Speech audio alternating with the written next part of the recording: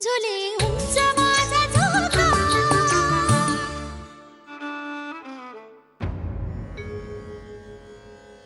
बसा अण्णासाहेब. आमच्या मंडळींनी काही मानपानाचे म्हणून धाडले आहे. त्यांची इच्छा म्हणा, विनंती म्हणा, कृपा करून याचा स्वीकार व्हावा. अण्णासाहेब आणा इकडे. आणि मंडळींनी मंगळागौरीची आठवण करून देण्यास सांगितले होते. अर्थात मंगळवार ठरला की आम्ही रीतसर निमंत्रण करूच, पण आपणा सर्वांचे व्याप मोठे, तेव्हा आधीच स्मरण करून दिलेले बरे, नाही का? भाऊसाहेब.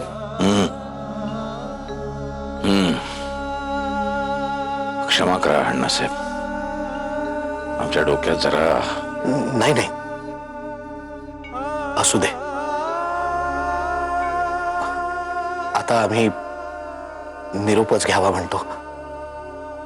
अगं बाई, असे कसे?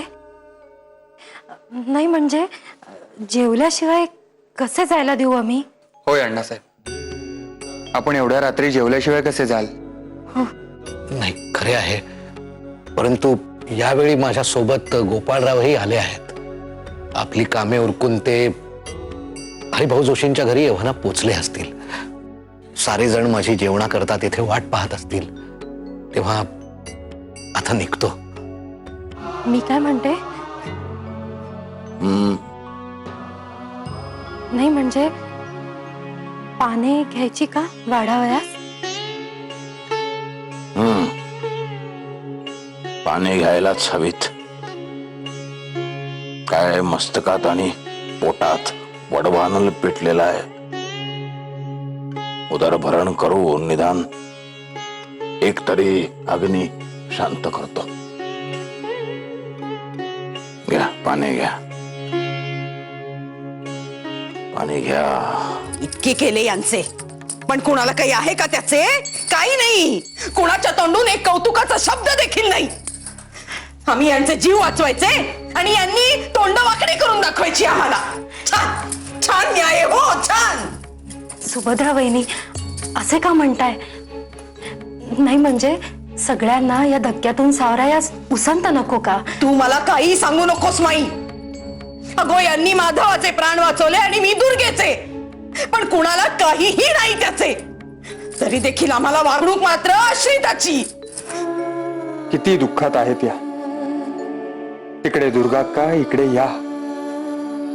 दुर्गाक्काला डोळे असून जगाकडे पाहण्याची, नवे बदलते जग पाहण्याची बंदी, आणि यांना डोळे असून दिसतच नाही.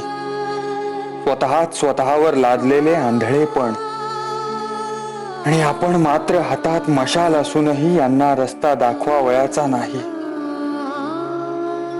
खरोखरच नात्यांचे बंध किती विचित्र असतात. भाऊसाहेब, उद्या आम्ही मुंबईत जातो आहोत. वा, छान. म्हणजे आमच्यावरचा राग डोक्यात ठेवून जर तुम्ही असा निर्णय घेणार असाल तर ते योग्य नाही.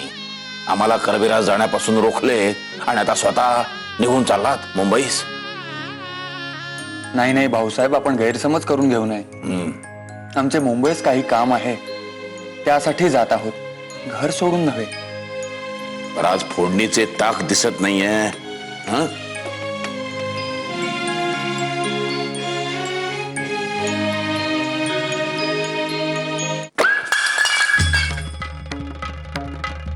आमच्या समोर उभं राहण्याची हिंमत कशी झाली तुझी?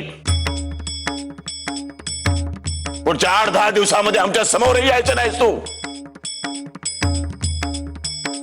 आम्ही जिथे अन्न ग्रहण करतो त्या कुठल्याही पात्रास तू स्पर्श सुद्धा करायचा नाहीस.